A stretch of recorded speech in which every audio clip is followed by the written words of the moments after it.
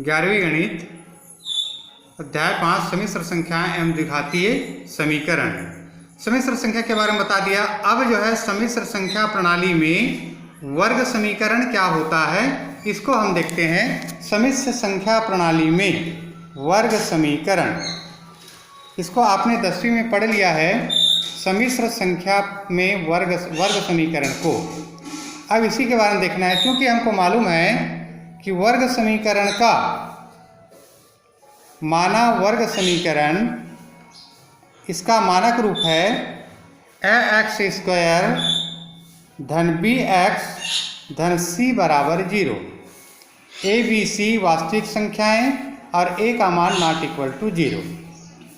इसको यदि पूर्ण वर्ग विधि से हल किया जाए तो पहले अचर पद को पक्षांतर कर देते हैं x² धन bx बराबर -c, या x² प्लस a को हटाना है तो a से दोनों पक्षों में भाग देने पर b/x बराबर -c/a। अब देखना है, यहाँ पर आपको 2 लाना है तो यहाँ पर हो जाएगा x²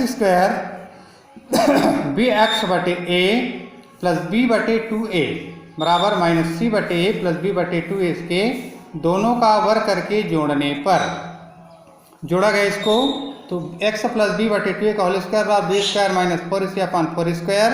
x प्लस b/a वर्ग को हटा दिया जाएगा, प्लस माइनस वर्गमूल b² इन 4c² का वर्गमूल 2a, या x बराबर -b/2a प्लस माइनस वर्गमूल b² इन 4c/2a, या x बराबर -b प्लस माइनस वर्गमूल b² इन 4c/2a।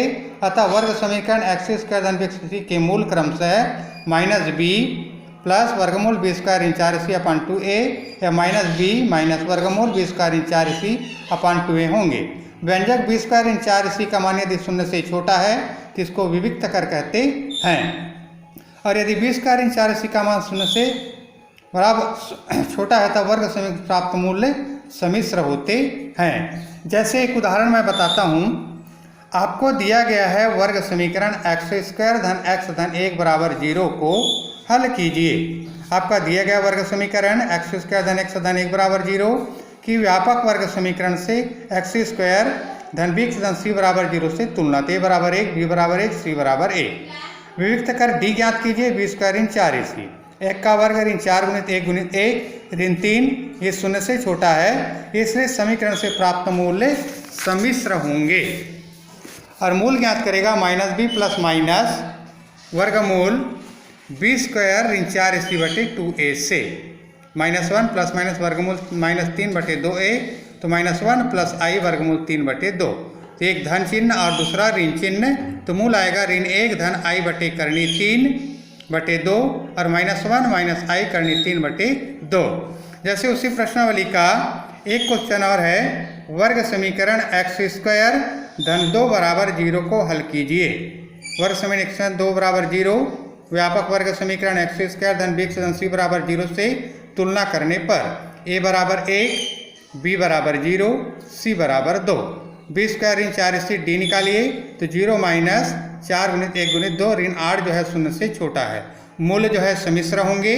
सम्मिश्र मूल्य निम्नानुसार होंगे -b प्लस माइनस b² ऋण 4ac/2a -0 प्लस माइनस वर्गमूल -8/2a। 8 को यदि तोड़ा जाए तो बराबर होगा प्लस माइनस i 2 वर्गमूल 2/2, या बराबर हो जाएगा 2 और 2 कट जाएगा प्लस माइनस i वर्गमूल 2। अतः मूल जो है i वर्गमूल 2 और माइनस i वर्गमूल 2 होंगे।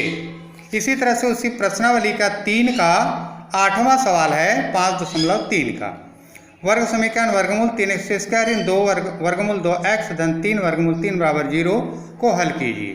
दिए गए समीकरण वर्गमूल 3x² ऋण 2 वर्गमूल x धन 3 वर्गमूल 3 बराबर 0 की व्यापक वर्ग समीकरण x² धन bx धन c बराबर 0 से तुलना करने पर a बराबर करनी 3, b बराबर ऋण करनी 2, c बराबर 3 करनी 3।